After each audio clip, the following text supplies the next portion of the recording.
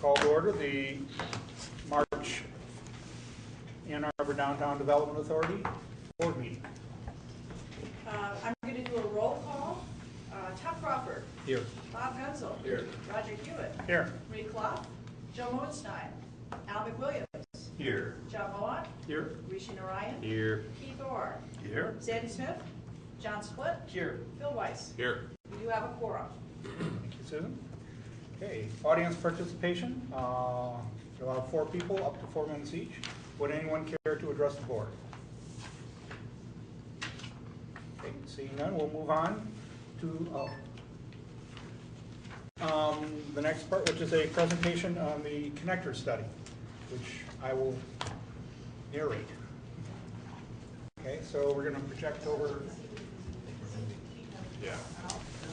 Definitely don't want my shiny head. We get to watch TV too. He thinks movies are like this.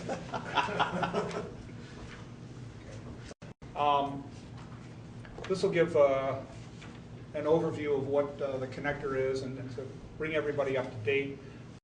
This is a idea that I've been involved with for the last 10 plus years, so I'm pretty knowledgeable about the aspects of it. This is a somewhat long presentation. I'm just going to let people read. I'm going to go through it at a fairly good clip. If you have questions, please stop me and ask, or if I'm going too fast, let me know. But I went through this at operations, I think. With comments, it took 50 minutes, so we're going to try and do it considerably quicker than that today. Okay. So do we have to put that together? Yeah. There's a new PR firm now. It's been hired by the study to, and this is their presentation they put together.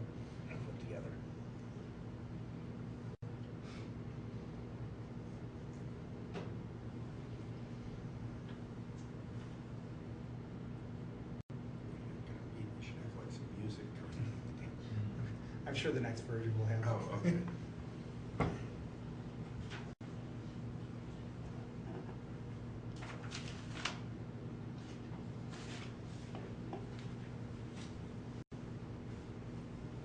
And it's truly been years that this has been going on.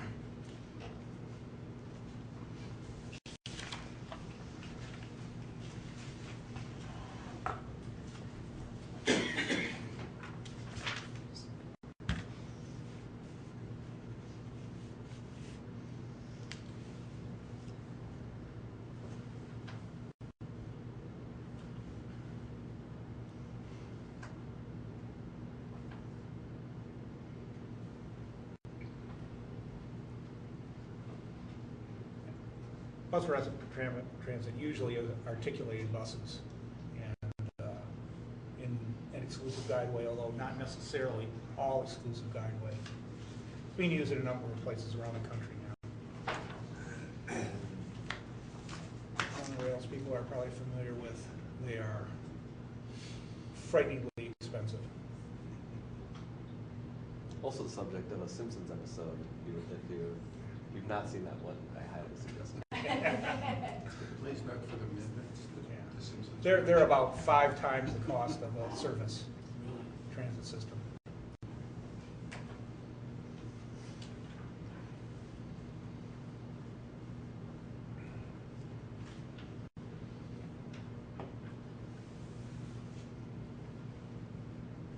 It's a long-term county. Do you know why they pulled up the light rail before?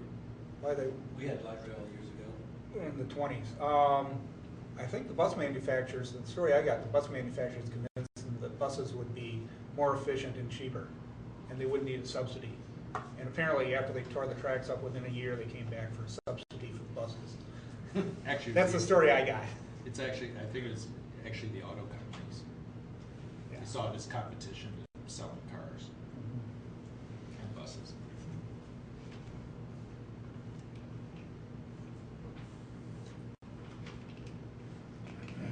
There were a series of public engagement meetings a couple years ago, and essentially nothing has happened for the last year and a half until November, while the university was going through changes in administration, and I think making a decision on what they wanted to do. Out of curiosity, just what, so with monorail, light rail is the same basic principle, but what's the difference in the cost? Like, why is there? The consultant, the light rail is, tracks in the street, usually with overhead wires, because it's usually electrical. Yeah. Monorail is elevated above the street on pillars. The people mover in I see. Detroit Oh, I is a see. monorail. Okay, gotcha. And it's all elevated, so there's no crossing the street or conflict with vehicles or I see. pedestrians. But because everything is built up, 20 plus feet in the air, Yeah. it's really expensive. So light rail technology today is still overhead wires, there's not a, They are working on, there are some places where they're starting to use wireless electric.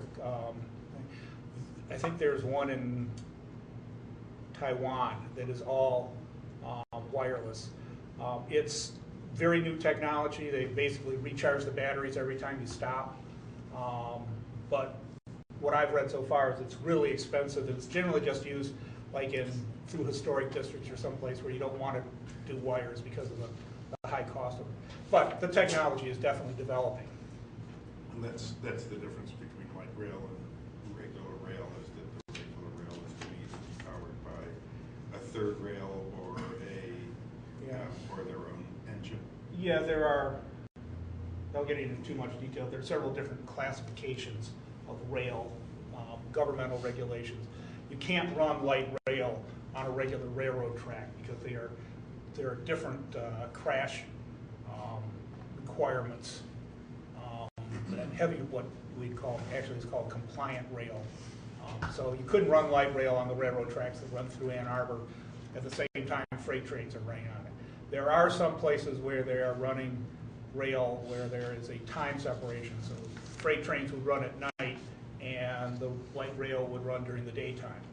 There are 3 or 4 examples of that around the country.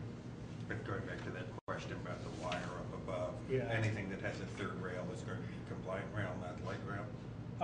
And that actually falls into a different Category. Different altogether. category. And then one other question, when we think of, what I think of as streetcar would be considered light rail? Yeah, there's a sort of merging of what's a streetcar and what's light rail.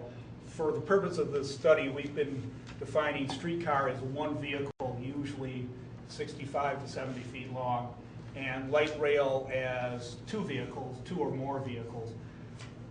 Starting at that length, and there are light rail vehicles that go up to 90, 95 feet long. But generally, we're describing light rail as being at least 2 vehicles. And in this proposal, to reach the capacity numbers that are needed, we're going to have to, even if it's streetcars, they're going to have to be 2 vehicles to carry the number of passengers that it's going to be needed, the demand.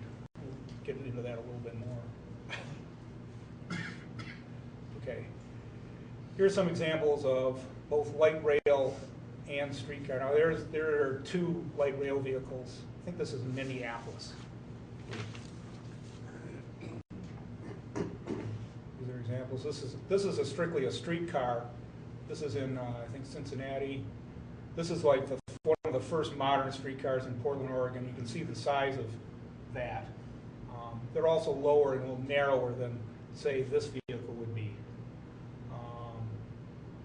That's more of a light rail and light rail. So, but there's a lot of, they used to be fairly distinct, but now manufacturers are making, sort of a whole range of vehicles on different sizes and lengths. So it's not as clear a distinction as there used to be. But if we would need to go to something of, say, 2 of these together in a train. Okay. What would the capacity be for them, Roger? 2 vehicles? Yeah.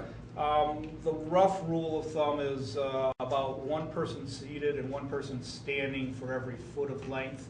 So if we've got, say, a 130-foot long vehicle, you're probably carrying 250 people. Yeah. So I would say we would expect these to carry, around 250 people. And how many of them? We'll get into that, but in peak times, maybe not initially, but within the next, say, 10 years after opening, expect them to run every 5 minutes. So it's a lot, able to move a lot of people, and we'll get into why you need to do that. And yes, Keith, there's what used to be here back in the 20s.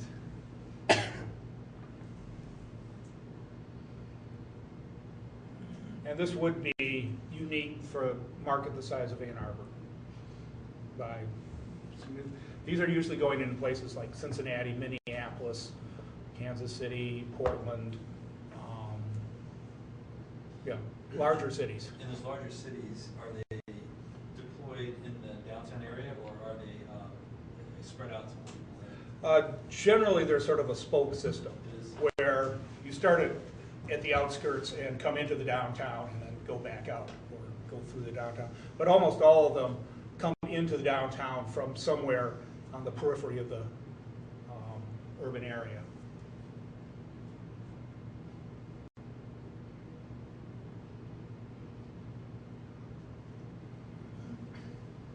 Okay. This is, and again, this phase hasn't been finalized, and we're still looking for community input. This is the approximate route that we're discussing right now. Through the downtown, there are actually 2 possible loops. Again, we're getting community feedback, and nothing is set in stone on any of this, but this is where we are right now on it. So you'd start out at Plymouth and Green.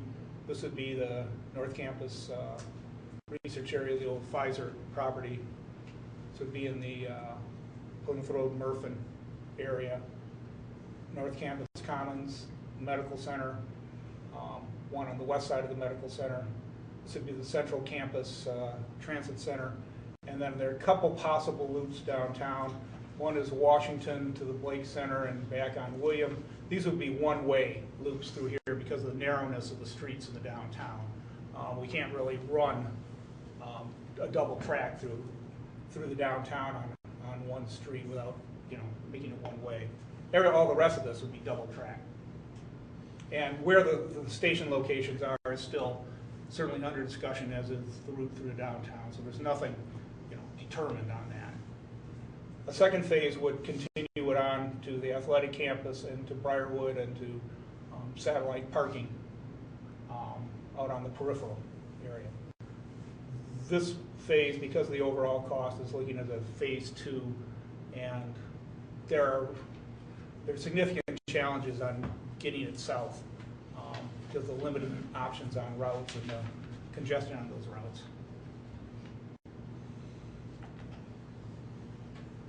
Really? Because it seems like there's a lot of university property. Well, there are really 3 ways to go south. State Street, which is too narrow, the right-of-way is too narrow without making State Street one way or taking private property. I don't think that anyone has any enthusiasm for. Main Street, you could do it, but you'd have to move Main Street down to 2 lanes, and would be a lot of political opposition to that, I think. And the third is the railroad corridor. That offers some opportunities that we're in the process of starting to explore. To me, the railroad corridors holds the most promise, but there are a lot of issues with that too. For instance, it's private property, and you can't take it with eminent domain. So there would have to be an agreement worked out with the railroad. Right next to it? It depends. As in several places in the country, you could conceive if the railroad were agreeable, you could have them run at night and use their tracks during the day for this. Or you could use their right-of-way and run separate tracks next to it. But both of those would take an agreement with the railroad to do. But it certainly offers the most opportunity. So how do the wires work with that? Like Well, the that's wires go up another really issue. high or something? Yeah. Yes, you can put the wires up high, but that's another issue on it, which sort of argues more for using it with, say, separate tracks next to the existing. Yeah, railroad. because you need the different cars, because you need They use the same gauge rail, but well, they use the same gauge. But I'm talking about like if the wire, well, whatever. We're getting into semantics. Design it. This got way more interesting. Design it right now. We need more detail. Just out of curiosity, is there discussion, would it be looked at as two separate routes once the second phase came in? In other words, would you be taking the red line, switching The to the green discussion line? has been so far that if the second phase is built, it would run continuously all the way through from one end to the other. Okay, so it would be one route. Yeah. Okay. But again, that's Right. quite a ways down the road. And this, we're getting in here, is why we're looking at something like that. Right now, this is bus ridership between North Campus and Central Campus, are 30,000 riders a day. That's a really good number for a light rail system. Right now, that's happening on buses. The total number of trips between North Campus, the Medical Center, and Central Campus is closer to 50,000 riders a day, total trips. The trips are, walking, car, bus, all forms of biking. All of those are figured out in those numbers. But it's a huge number for really any mid-sized city. Apologies if this is obvious, but would this, was the idea for the university side to replace the buses with this, or to Yes. add alongside the buses? No, this would replace not all their bus system, but it would replace all the buses going between North Central, Campus. yes. They would then start running probably circulator buses around North Campus that would feed into this system. Right.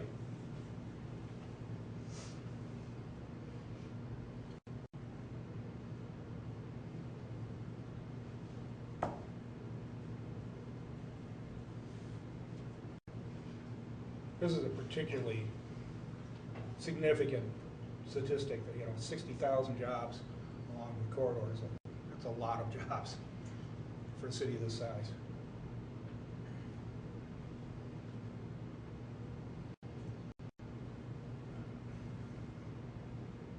And if anyone's looked at the buses going to North Campus, they're crammed into those. This is 2040 estimated ridership, and all these numbers are done on a modeling system that has to pass muster with the Federal Transportation Administration. So a lot of these numbers are fairly conservative, but they're conservative because the models, ridership models used are, conservative, and that's what's been approved by the government for funding. And the reason we're going through all this is to get federal funding.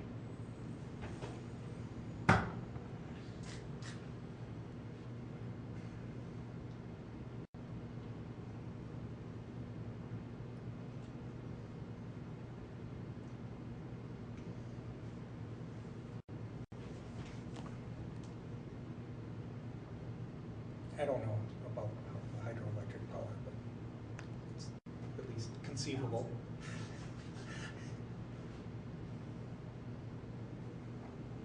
You don't know, I mean, we generate hydroelectric power, but is the source of that conversation just a concept? Just a concept, yeah. Slide filler.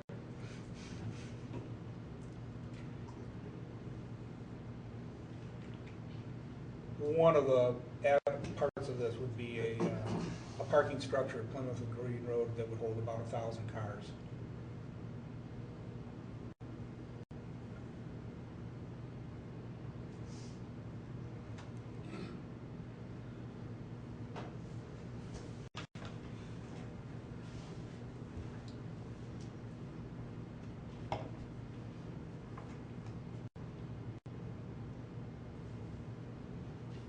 You're actually, since that would be a bridge over 23 too, because you're going out to the north. It stopped before 23. Oh, I thought. Plymouth. It stopped at Plymouth and Green just before. There was some talk by the university's part that they ultimately might want it to go over the freeway to their East Medical Center campus, but that's not part of the study area. Phase 3. Yeah, that'd definitely be phase 3. Phase 6.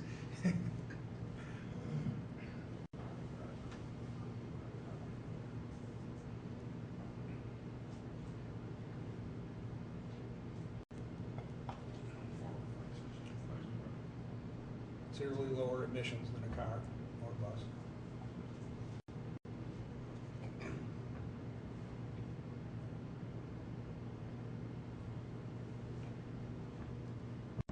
we estimated, I'm trying to remember, I don't remember the exact numbers, but by eliminating bus routes, but adding the cost of operating this, changing over to circulator buses that would feed into this, I think the total increased operating costs are about $2 million a year.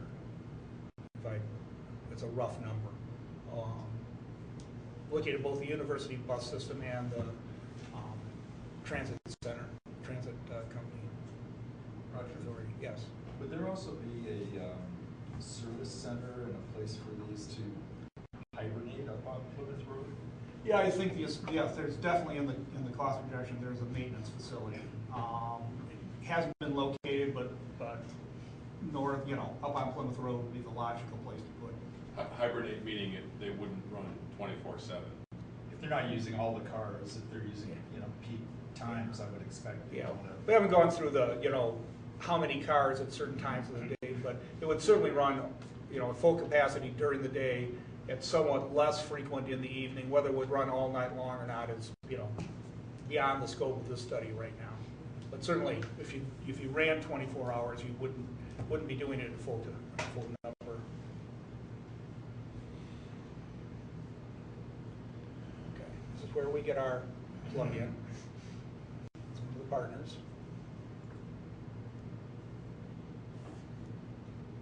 Yes, this is the one. That's the estimated cost in $2,025. So that's the goal date if this were to happen. Yeah, we're going to get in the time frame, but That costs phase one? yes, that's phase one. That's why we made, originally it was going to be all the way to Briarwood, and then when the cost came in, we said, well, maybe we better break this into 2 phases. I don't think anyone wanted to have a $1 billion project.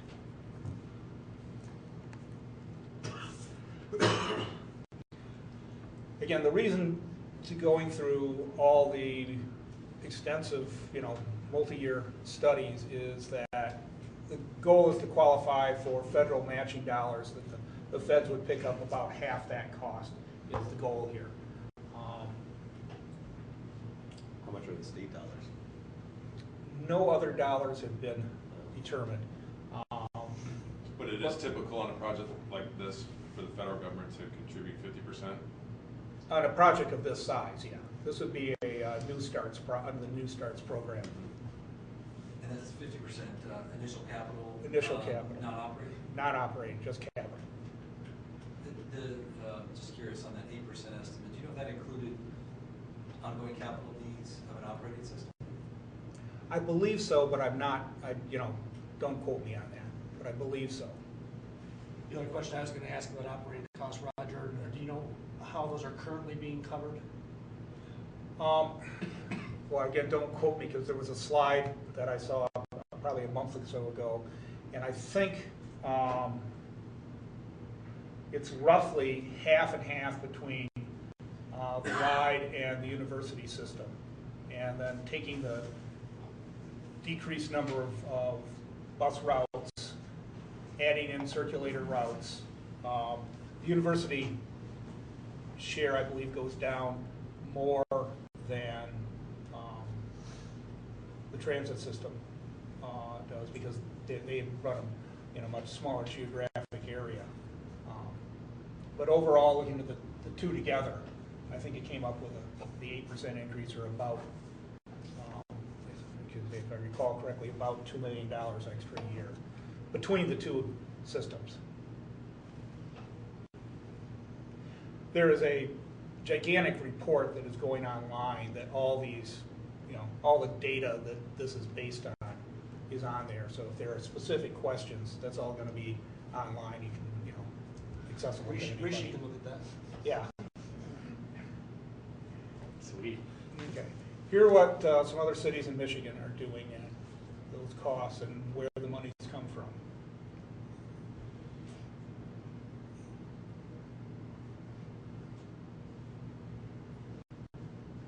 So this would be significantly larger than any other city in Michigan? Yes, very significantly larger than any other city in Michigan. The big costs are going over, it has to go over the railroad tracks and over the river. And so it has to be elevated basically through the Huron River Valley. You can't cross, because we now have a high-speed rail line, you cannot cross that rail line at grade. You've got to go over it. Also with the river, and the university would like it actually, since it's at that height, to go into the north side of the medical center, one above the street grade, so people would walk directly from the station over East Medical Center into the East Medical Center Drive into the medical center. So that elevated section, and also going through a downtown is very expensive because you've got to basically dig up all the utilities and harden them or putting them in pipes, so you don't have to, if you have to make changes, you can do it without disturbing the tracks that are above it. So both of the downtown part and the part over the railroad tracks and the river are extremely expensive, as opposed to these projects which are running on existing streets. Not that they're not inexpensive, but they don't have those, particularly the river crossing. Grand River is a really wide street with Yeah. a lot of room. What's the estimated length of phase one, Roger? As far as For Ann distance, mile-wise, I think it's about 3.5 to 4. Okay. Roger? I think from end to end, it's about 6 or 6.5, all the way to Briarwood. Okay. You mentioned utilities. Did you say replace utilities, or would it be encasing the existing? You could encase the existing. Okay. But, you I was know- hoping that. I mean, Yeah. I look at it from an infrastructure point of view. If we could get utilities replaced, that would be pretty cool. Well, that's one of the big questions, and particularly on the route through the downtown is, what utilities are where, what's that cost involved? Typically, replacing and hardening utilities can be up to 10% of the total cost of the capital cost of the project. So those other projects must not have had stuff like that. I think the M1 rail is running a fair They amount. ran into The BRT is different because you got a very, on Woodward Avenue, you've got a very wide right-of-way. The other two are bus, which don't require the level of infrastructure hardening that the rail does. Is the assumption that the rail goes down the center of the road, so street side parking is not affected? We haven't gotten to that level of detail, but I think through downtown, the assumption is be on those streets you would probably lose on-street parking to enable to keep two-way traffic on the streets. I mean, you basically in the right-of-way downtown, you've got anywhere from 38 to 48 feet, depending on where you are. You really only have room for 3 lanes. You can do 2 lanes and 2 parking lanes, but with the size of the vehicles, you could probably do 2 lanes of traffic and 1 lane of rail.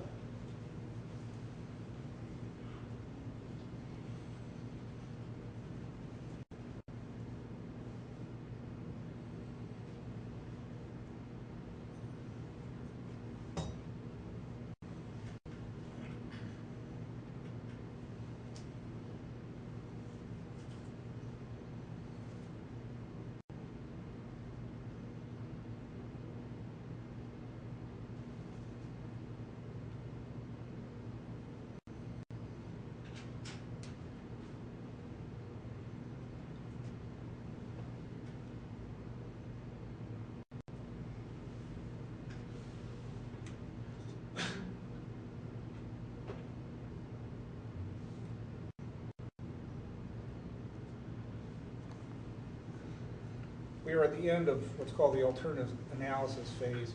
Actually, there was another phase before that called the feasibility study on whether there was sufficient ridership to justify doing an enhanced system. So we are coming to the end of alternatives analysis. We're going to be going out, I think it's March 24th, with public meetings. I think one up at the library on Traver and one at the downtown library to both inform the public and get community feedback on the project. Once we've concluded the alternatives analysis, you have a 2-year window to do an environmental impact study. At the end of that, you basically apply to get into the federal program and qualify for federal funding. So the 6 to 12 years, and how long some of these take is unknowable right now, particularly how long the funding phase takes. So you've got a pretty broad spread of years. I think 6 years is optimistic. Bummer. Yeah.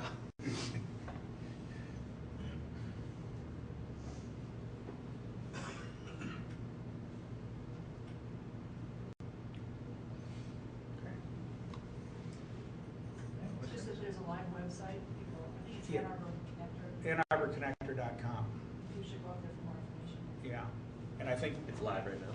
yes. And if the entire draft alternatives analysis isn't up there yet, it will be shortly. And that's, it's a thick report with tons of data and diagrams and just about anything you want to know about it. And, we should be clear, clearly the majority user of this is going to be the university, and we think are going forward because the university has expressed a strong interest in going forward. So they haven't made any financial commitment beyond the next phase of the study, but they wouldn't want to be going forward, I don't think, if they are prepared to make a significant contribution to the project. How much does it cost to get to this point, if anything? Oh, to this point, most of it's been federal money. The first phase was about $1.5 million, maybe a little less than that. Is that right?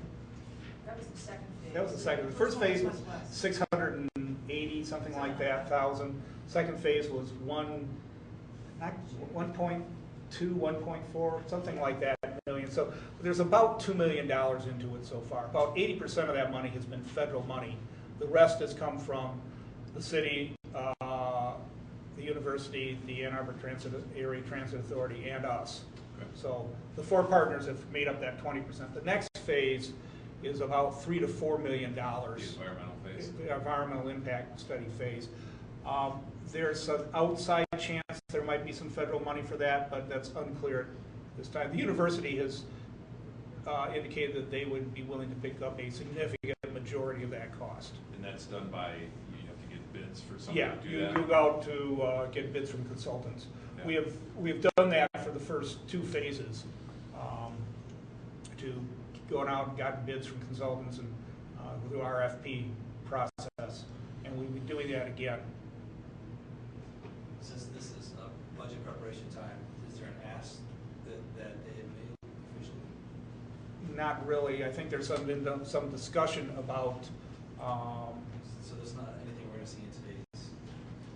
I think we put some money for studies into our budget But that could come out. General studies, Yeah, general, but not specifically this study. But there is money in our budget for studies. Okay.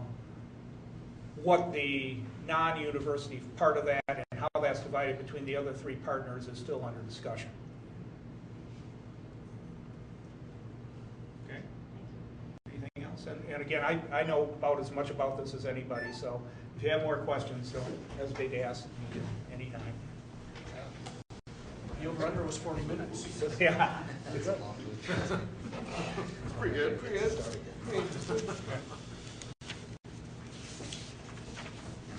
Okay. Definitely check out that Simpsons episode. Though. Okay. Very Monorail. educational. Okay. Let the minutes reflect. Okay. Reports from city boards and commissions. Ray Decker. Last night's CAC meeting was broken down into 3 interrelated parts. Megan Mason-Minnick of ENP Associates is planning to bring recommendations for changes in the downtown premium zoning ordinance to a planning commission public hearing in April. And she wanted the CAC's reaction to proposed amendments. A premium, of course, for those who really don't have it down, is an incentive of additional building floor area for a new building if the building has attributes the market does not provide. Premium is by right, meaning if the developer provides the attribute, the city has to approve the additional building. Over the course of a 45-minute discussion last night, those attending the CAC meeting generally supported the amendments, which, among other things, raised the bar for receiving some premiums, lowered the minimum size units to allow 400 square foot micro units, and eliminated some areas like historic preservation, pedestrian amenity, and public parking from the premiums. We once again stressed our belief, the CAC did, that no premium should be granted any time if they have a negative impact upon the historic character of downtown or the context of near downtown residential and historic neighborhoods. The second part of our meeting last night, that took about 45 minutes, was devoted to a discussion with Eric Grimm, Senior Vice President of Development for the Core Group, and one of his architects, John Majewski, was not there, another one took his place last night, which has been selected to negotiate a possible mixed-use high-rise development on the library lot. We stressed our position that the best future for that lot was not the highest, the most massive, and most expensive project, but the one that was best for that location and the entire community. The one that provided connectivity with Liberty Plaza, the Lake Transit Center, the former YMCA lot, even the Allen Creek Greenway, and particularly the Ann Arbor District Library, as well as the historic and residential properties in the area. We also discussed last night with them the core group. It's the same group that was up before the Planning Commission last night on the 603 East property. We discussed the core group and Majewski's architect's plans for the proposed residential property at 603 East between Sloan Plaza and the former Campus Inn, including at least 2 more changes we wish to see in the project. We then adjourned our meeting, moved next door to the City Council chambers, where a public hearing on the 603 East Huron project was about to take place before the Planning Commission. And last night was an example of what we hope will continue to happen. It sets a standard with regard to what should be the downtown development sort of stuff that we can expect in the future based upon the new premiums and also new changes with regard to the nature of zoning in the downtown. That 603 East Huron project is the first project to come before the Planning Commission which takes the new zoning. The new zoning would be replacing the old zoning that we had, the old zoning being the zoning that allowed 413 to be built at Division Street, Huron. You recall at that particular point they came with a plan. They said it was by right because it matched all the sorts of things. They got all of the extra premiums that they wanted. And essentially it told us in terms of the community to buzz off. And at a point actually threatened a lawsuit unless we moved ahead with that particular project. This group, rather than taking that position, what we did is change the zoning. So we changed the zoning on East Huron to 120 feet with 130 diagonal. There was lots of questions with regard to diagonals. This project went forward with the 130-foot diagonal and with the 120 feet height. And what it did, what they did, is they met with all the neighbors. He met with the old Fourth Ward. They met with the people in Sloan Plaza. They met with people up and down the street. But they met with the Citizens Advisory Council. We were all called in for at least 6 meetings with regard to the nature of that project. And they did all that before they ever brought it before the Planning Commission last night. And in addition to that, they appeared twice before the Design Review Board to review the nature of what they should do. So last night, what we all did, a number of us, is we got up and praised this project to set the standard for the future. And we're hoping that that standard will be followed by other developers in the future. Thank you. Communications from DDA board members. Yeah, I can mention a couple things. Just a reminder, the DDA often supports the project, community events downtown. Derek Delacour, replacing Cement Ball, started this past week.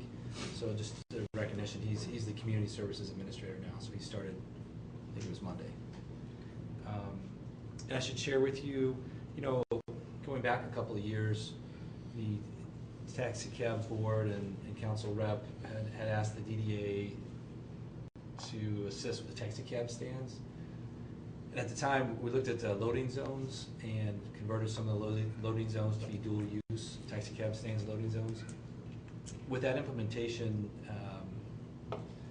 their councils receives some feedback about that, and I'll just put that on your radar, that's something council's hearing and may bring a resolution for for some reconsideration about where we are today. So, I think that's it. Okay. Thanks, Tom. Anyone else? No. Susan, Executive Director's report? So I have a few things. The first is just to put on your radar, we're underway with renovations here at the DDA. You're going to start seeing some changes. Much of it is geared toward more efficient workspace for employees and also more storage. That's going to go on the construction through the rest of the month. The second thing on my to-do list is my colleague Jada attended a webinar and then in person went to an Michigan Municipal League session on Open Meetings Act, just to remind ourselves. And something that she spoke about that I want to remind us all of is the temptation should be resisted to do work online with email. It's just easy communication, but as a public body, I have no instances where any of us have done that already, but they were citing instances where other public bodies were using email to communicate with each other about the upcoming vote and what they're going to do. And so it's just a reminder to all of us, just not using email for that purpose. And then the last thing to put on your radar, we brought this to Ops Committee over the last several months, but Nelson Nygaard have been engaged to help us to understand first if there was a parking demand problem downtown and if we were going to get a parking demand problem with all the new residential development. Secondly, if there was one, how do we get ahead of it?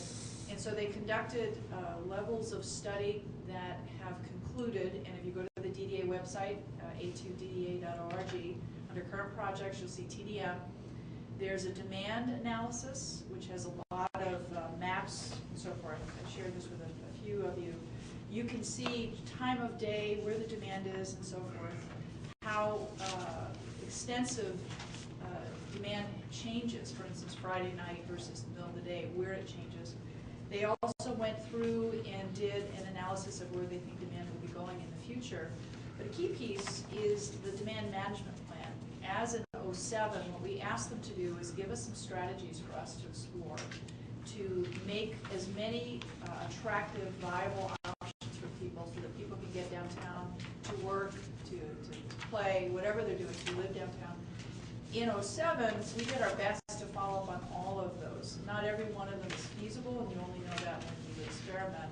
But they gave us a laundry list for this go-around, and just kind of wanted to put it on your radar. The Ops Committee is looking to find ways to operationalize some of these experiments, piloting, making changes.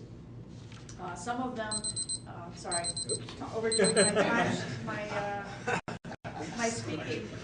But the key piece to bring to you today is that many of them involve working with the city, and I wanted to sort of put it out there.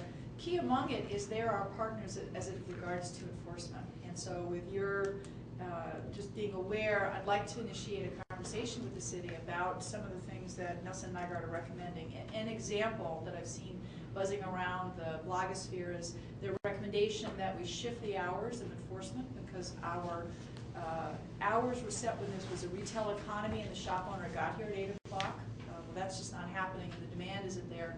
Why are we then enforcing parking at 8 o'clock? But shifting it later to follow where the trajectory of activity downtown.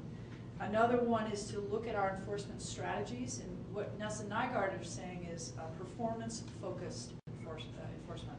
Performance-focused for them include things like incremental fines. So if someone is just taking a lot of tickets, is there a way that you can disincentivize that by having your first ticket less expensive than when you take a regular repeat of tickets? But they're also exploring with us ideas like first-time forgiveness on tickets. And so these are ideas that I think are worth exploring, and I just want to put it on your radar because it may involve us talking to the city about opening up the parking agreement. Because again, parking enforcement is theirs, and we need to talk because there are elements in there where we are not going to do things that affect their revenues from enforcement. So I need us to be sitting at the table with the city as our partner on some of these strategies for implementation. So this is just, as we go forward, there'll be more coming to us, but that's where we are today. Thank you. Yeah. Keith? Quick question. The study in your hand, is I have a couple. the word draft off of it yet? The draft is on there. So it's still a draft? Not quite final? Considering it a working document? I don't know if you're hearing it. We're considering it a working document, which means as we get feedback, I think it's still possible to make tweaks. Okay. All right. Is that why? So, but the content, I'd say, is 99% completed. So if you So at this ignore that point, no word. significant changes. I like to from call what that we a saw. living document. It I think it is sounds. a living, breathing document. Okay. So instead of draft, we should just put living. This is alive. It's alive. Changing. And I welcome everybody to read it. I can't think of a topic more interesting to downtowns than parking. And we've shared with some, the fact that we are so robustly engaged in discussion about parking is actually a way of having a dialogue about all the other things about downtown, the stuff we like and stuff we don't like. But there's a lot of rich content, and very often the anecdotal stories tend to drive the dialogue. It's nice to actually have data to help drive the dialogue. So thank you. And Susan? Next, approval of the minutes from the February 2016 meeting. So moved. Support, Keith. Bob? Any discussion on the minutes from the last meeting? No? Okay. All in favor of approval of the minutes, say aye. Aye. All opposed? Passes. Subcommittee reports. First, capital improvements, John Mullen. Thank you. On February 17th, we had a committee meeting where our consultants presented various options for the South Hughes Streetscape project. I think they've done a very good job of looking at a lot of different possibilities. So there's been a lot of good conversation about, you know, what is worth considering and not considering doing. As many of you remember, the initial, the basic project is really a maintenance project where we're replacing what's there essentially because it's outdated. However, in the process of looking at it in light of our street design manual and looking at what the city's interests are and public interests that we heard back in feedback from folks with the initial concepts, there are a few items that the committee felt were important to include in the project, which would require an increase in the budget. So, there's a, I'd like to, page 17, I'd like to move resolution to modify the project budget for the South University Streetscape project. Support. Keith, support. Okay. So you'll see that in the resolution, it speaks to some of the specific things we're looking at. The increase to the budget would be $600,000, which would take it to a total project budget of $2.1 million. The $600,000 would relate to items such as bump outs at intersections to improve pedestrian safety, the widening at the mid-block sections so that we can put more trees along. That was one of the things that came back from the public input and from the city to meet our design standards, which would also alleviate some issues with sidewalks and so forth, give new opportunities. And then the and also stormwater, I should mention, can be improved that way. And then the last thing is looking at replacing the globe fixtures to improve the foot candle levels, again, going back to safety related issues. So I think these are, in my opinion, the three very focused, specific items that make a pretty significant improvement to that area. So that's it in a nutshell. Any questions? I think I would just comment that having been involved in this also, the widening of the sidewalks where there is currently parking would continue to keep the same amount of parking, but would narrow the traffic lanes and narrow the parking lanes a little bit and increase the width of the sidewalk from 12 feet, which is really too small for outside dining, to 15 feet, which would allow both ample room for pedestrians and the possibility for cafes on the sidewalk. So I think we've certainly heard that that's something that the community wanted, and I think by best standards in major downtown retail areas, that's sort of a minimum, so. And a good way to see that is Washington Street is an example of that geometry, width of sidewalks, width of lanes, width of parking, etc. And it fits again back to the design standards. Keith? Yeah, I've been hesitant at first because we went through such a large process and we're going to do this maintenance project, but the three things that convinced me were, one, to follow our own design manual. Second, while we're doing this, as John mentioned at the ops meeting, we should do it right since we aren't going to come back to it, we're sure, for a long time. And then looking at the budget, the fact that we would have funds either between fund balance, we had plenty of fund balance, and the TIF being better than we had anticipated. All of this seemed to make it a project that wasn't going to break the budget. So those were the things that swayed me, so I'm supporting this. My question was regarding whether it was going to break the budget or not, so if that's the case. I believe the Finance Committee reviewed this, looked at, we are going to be receiving more TIF than we had anticipated. It's a one-time expense, and I think we were on the Budget Committee, we're all comfortable that this could be done within the budget. I guess I'd add to that. I was one of the ones who was skeptical, along with Keith, about it from a financial point of view, but mainly because of my concern about this being our first of 4 projects out the gate, and to start having increases at this point of it creating a potential impact on the next projects. And again, we seem to have the dollars available. As I see it, the Carytown project, which is the one that is up next, is quite well funded, has been to a higher level of design already, work with the city and so forth. So I think we've got a fairly high level of confidence in the scope and nature of that project. And so then by the time we get to Huron Street project down the road and then State Street, it gives us a few years to kind of make up the gap.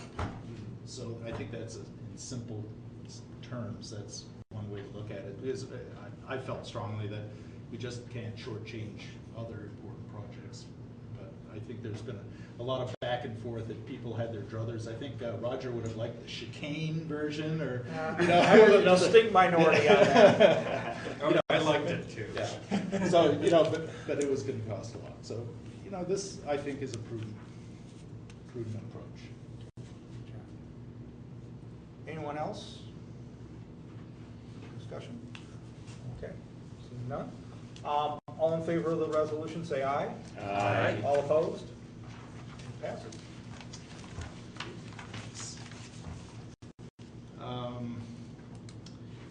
Let's see, I'm just looking at my cheat sheet here. You're not supposed to admit we have a cheat sheet. Yeah, I love it. Amber's my hero. So next steps include a meeting with the South University neighborhood. Oh, it actually had That was yesterday. Yes. And I don't know if there's anything anyone wants to. We had a robust discussion, and I think we have some things we have to follow up on, and things we need to continue to discuss. But I think a lot of the things we discussed already that we just approved the resolution for to continue the discussion on it was well received, and I think Smith Group JJR. I can never remember how many letters come after that, but they have some action items that they're going to come back to the committee on. But it was a little bit of a smaller turnout, so I think there's some question as to whether we need to take it to the streets as the developer that Ray talked about. Just like really make sure that people know about these things. So Between being spring break and a snowstorm. yeah. But we got some good feedback on the design. And certainly there are a number of aspects, particularly what we've proposed to fund here. We got very positive feedback. Yeah, I think so. Good. I guess we should have had this conversation before we voted on it. All righty. I don't think it luckily does not affect the outcome of the end result. I think it was a positive meeting, so I think Good. Moving over to the 5th and Detroit project, the agreement has been executed, been signed between the city and the DDA, and the first phase of that work will begin later this month, later in March. So we'll start rolling on the next one already. I think that's all I've got. Next committee meeting is March 16th at 11 a.m. Okay, thank you, John. Next, Operations Committee. John Split, Keith Orr. Keith is gonna start us off, and Keith, a reminder to keep on going through the Yep, you got it. resolution. So let's see, the first thing I have is the resolution providing the funding, annual funding for the Go Pass, supplemental transit service, and the Get Downtown program for 2017. That is on page 18. It is not a significant difference in the amount that they are requesting, a total of $3,137 more.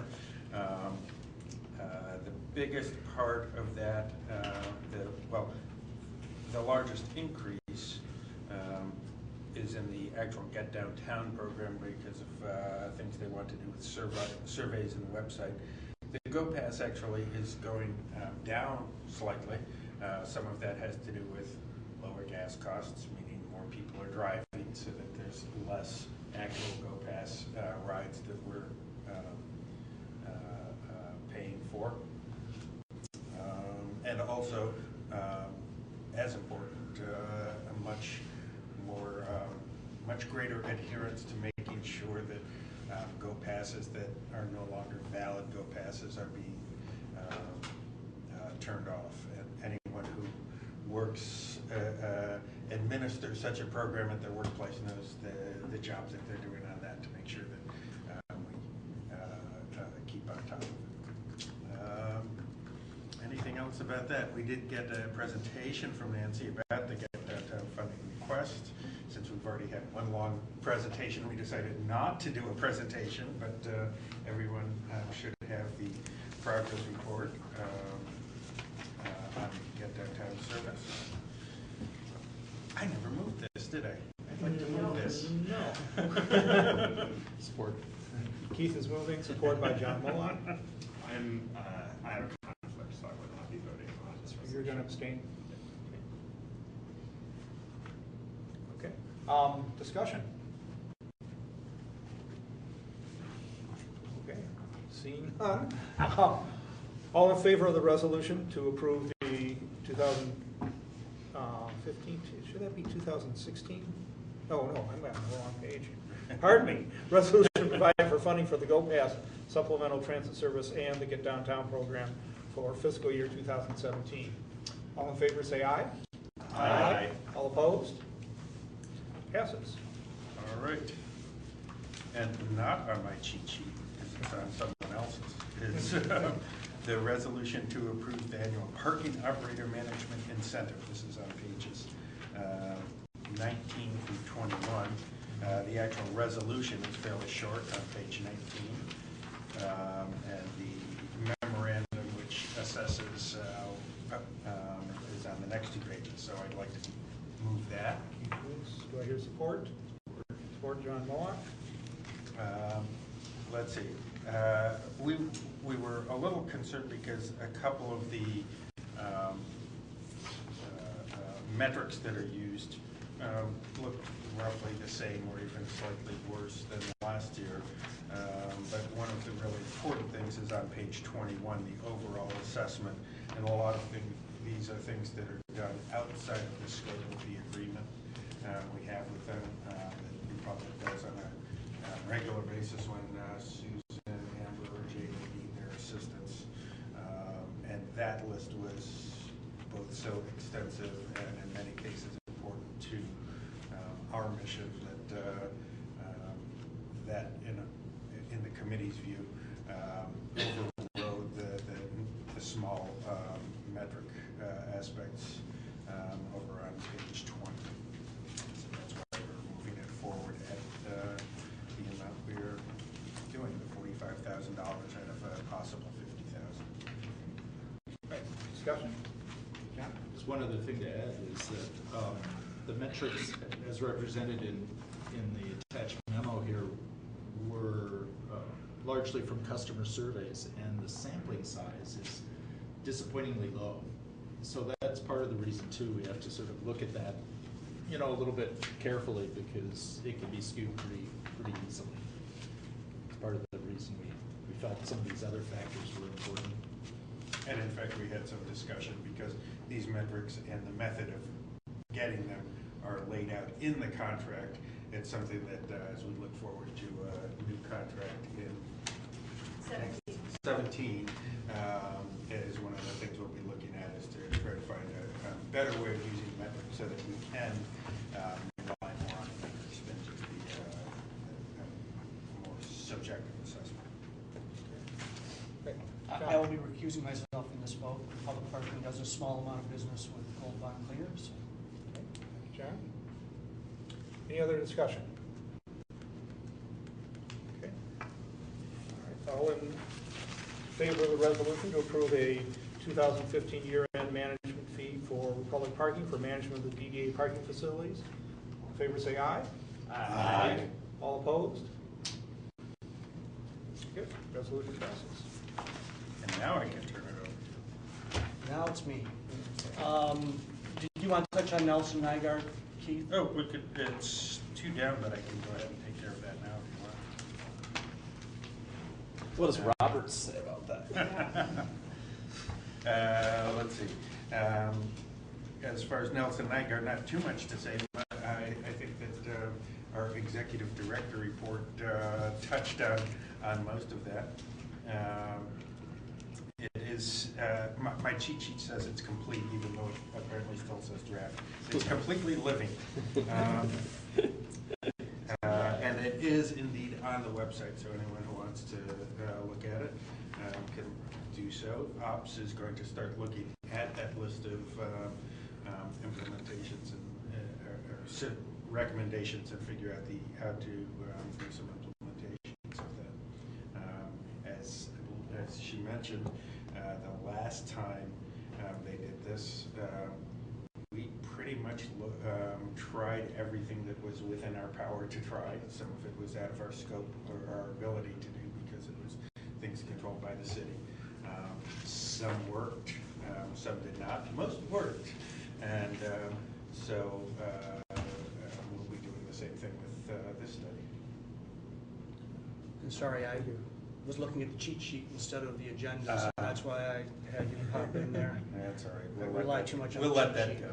There is no cheat sheet. I don't know what you guys are talking about. I don't have one. The monthly parking report is in your packet.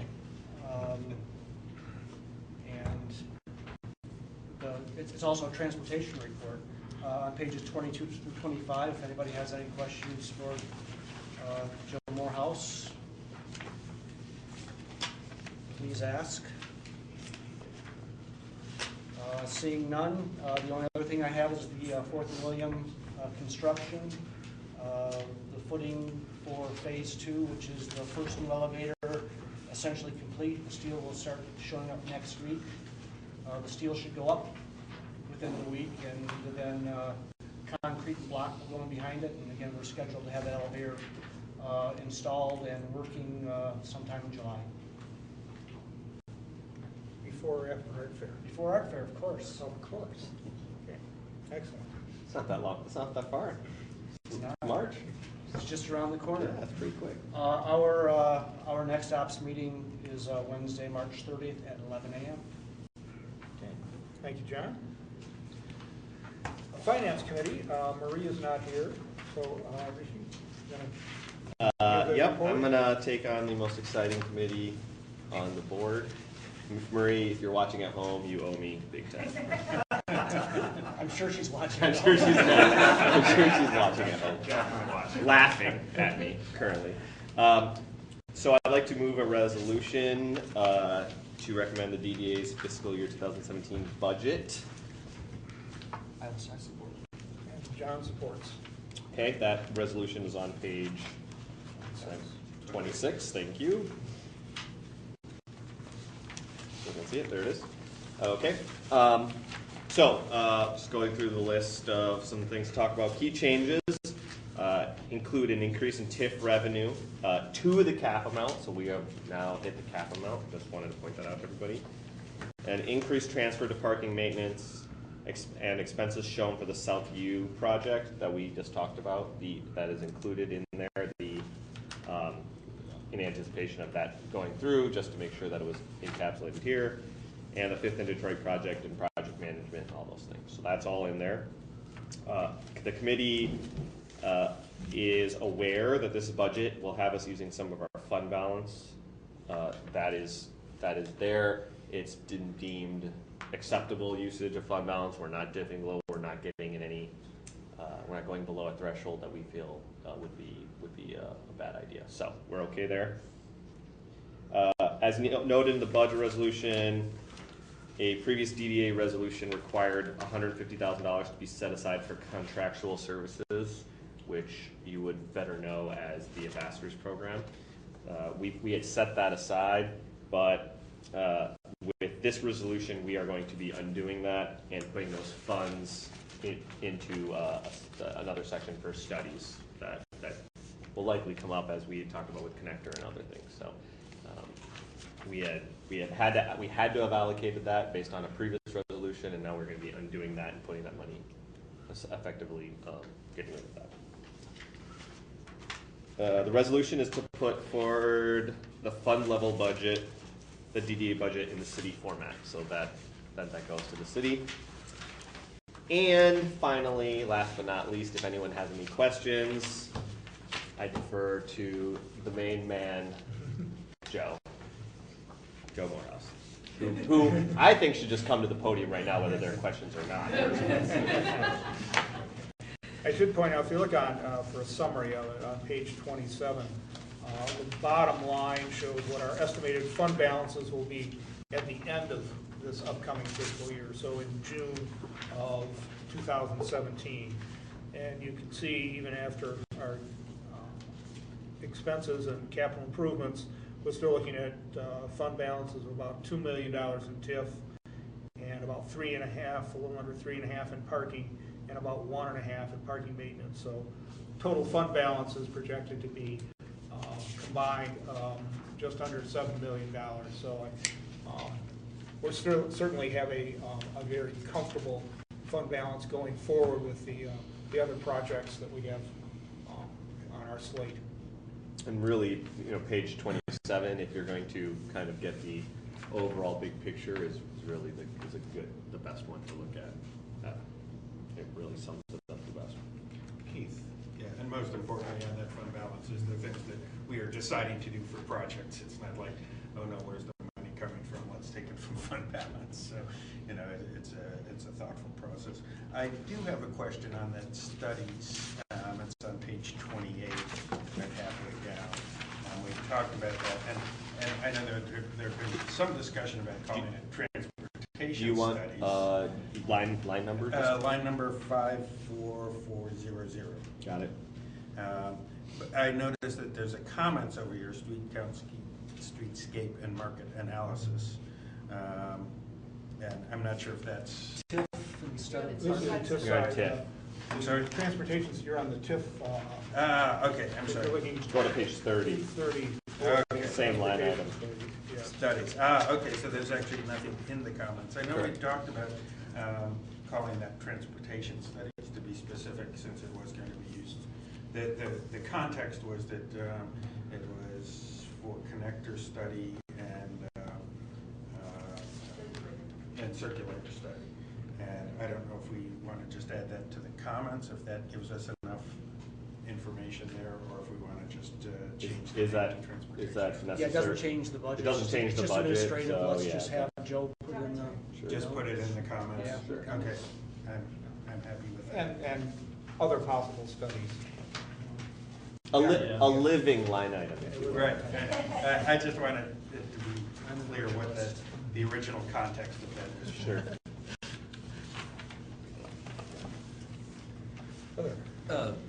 Joe, this is probably a question for you. Can you remind me what the debt service is for in the TIF fund? You've got about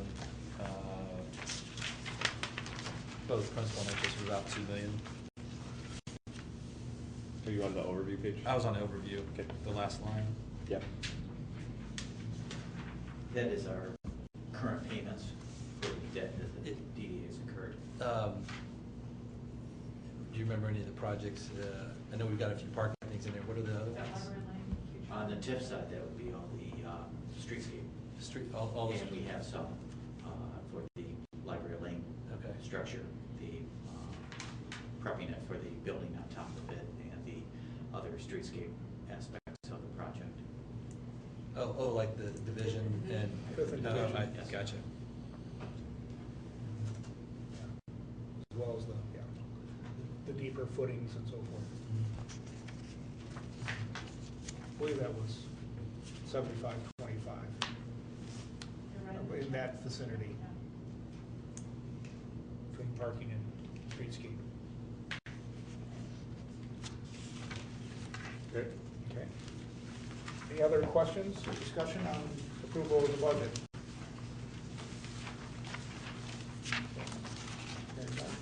Okay. All in favor of resolution to put forward the DDA budget for the fiscal year 2017, say aye. Aye. All opposed? Passes. Last item on the on my agenda just to discuss is we had some discussions in the finance committee about taking a look at our credit card processing fees and charges and seeing if we were getting the best rates that we could.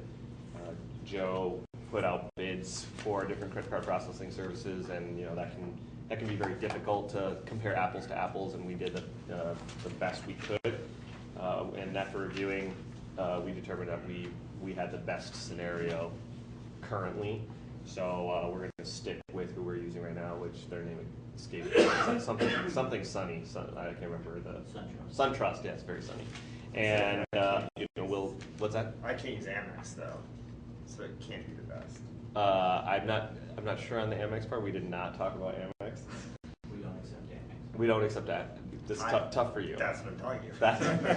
I know you don't. Us and like 40% of all other That's yeah. So we're going to stick with this provider. Obviously we can look at this again in the future. So, and the next meeting, Tuesday, March 29th at 1 p.m. Marie will be there leading that meeting, I'm sure. So, Okay. back Thank to you. All right. Partnerships and Economic Development Committee.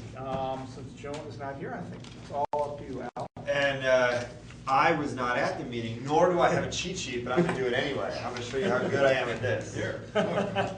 These are not my cheat sheet, though. These are for your meeting. This is for the same. No, it was because you weren't there. These are brothers. Nobody thought like you were going to step up, so they gave cheat sheets to everybody else. To everybody else. Well, I had read the minutes, and I was all ready to go anyway. Let me do it without the cheat sheet. I'll totally use the cheat sheet. So there was lots of discussion about. Note that I would have not used the term lots. There was much discussion regarding the recently completed DDA grant process. The committee felt that overall the grant process was good. There may be opportunities to redefine our grant guidelines for the next year to make things more clear and or ensure we are on the same page. For example, should gap in the marketplace be a threshold issue or a secondary consideration?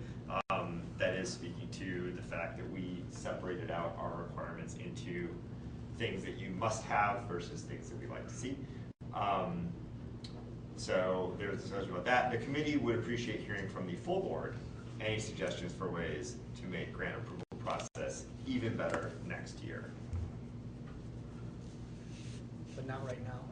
Well, I don't know. Is that right now? I mean, here is the full board. We meet next week. Feedback? So I'd love to hear it. No. Seeing I none. gave mine. At the meeting you were. Yes. Seeing none. I did go through the minutes, so now I'm going to go off that sheet. I also did notice that through public comment, and I'm just going to repeat this because I think it's a good public comment, was mentioned that there are lots of vacancies on various public boards and commissions, and that should we as a board or any board have any suggestions of names for some of these vacancies, or if you're interested in serving on a public board or commission. There's a lot of need in the city right now, so put those names forward to the mayor.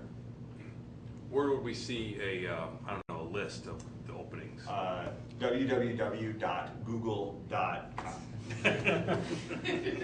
I'm sure there's lots of lists from Google. It's on the city's Many- website. many but lists. if you're interested, I can also Okay. email you a link. Sure, thanks. Yeah, there is a city website. You can find it through Google. Why do we need cheat sheets? Yes, yes. I read that. That's what happens when you go off script, man. When you get other questions, Don't worry, you can't answer them. No, Rishi got that from me in a text. He texted me the other day to ask me when a bus came. Oh yeah. And I responded with Google. That's true. Anyway, so that's my off cheat sheet. Our next meeting is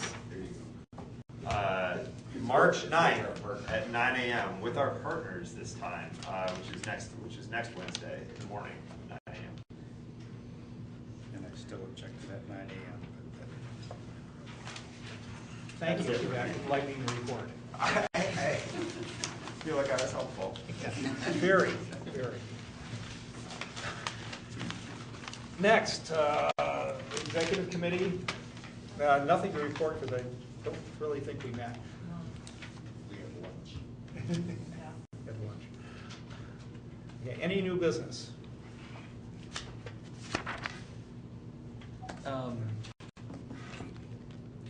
In light of the conversation we had here, can I make a couple of comments on not really new business, or is this Sure. the last time at it? So on the TIF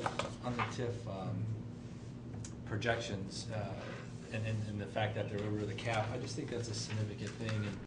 And the DDA's had an important role in economic development, and I think the fact that this is the first year that it's gone over the cap is in part reflective of this group's effort to support economic development. So I want to thank you for that, but also highlight that that's it's a significant event. It allows you to. I was running the numbers yesterday because that's when we got the revised projection. Thank you, Joe, for rolling that through so quickly. And it looks like you'll have more of a consistent increase, assuming we get a few more projects through. So the projection of those resources may be more predictable. But thanks for your effort on that. What do you know off the top of your head? What's the annual increase? The cap? I haven't run it by Joe, but I was estimating around $220,000 a year would be a consistent increase that the DDA could expect to see. Well, certainly make the 10-year plan very predictable on the TIF side. And if you remember, that's a 3.5% increase, basically, is what the cap goes up. So because we're over the cap, you would just get that. Okay. It's beneficial to the city that we're over the cap, but like I said, that's good news from all the good stuff going on. And that's not just TIF, that's all your parking efforts as well. There were also some comments about parking, the TDM study. I had a chance to look through that some, and I know that a number of those initiatives affect the parking agreement that the city DDA have. I'm happy to, if that needs to be adjusted, I'm happy to facilitate that how I can. Just let me know. Thanks very much, Tom. Anyone else with any new business? Okay. Would anyone else from the audience care to address the board? Nancy. Hey. Hey, Nancy Shore, hi, and Director of the Get Downtown program and also Business Services Director for the RIDE. So on behalf of the Get Downtown program and the RIDE, I want to thank you for, again, funding the Get Downtown program and the transportation improvements and the Go Pass. So your mission is to impact the downtown, to increase private investment, and this is something that you're doing that is having a direct impact on businesses every single day. So everybody from new businesses like Ruth's Chris to businesses like the Residence Inn, they all participate in the Go Pass program, and because of that, they are allowing you to have more parking capacity for other uses.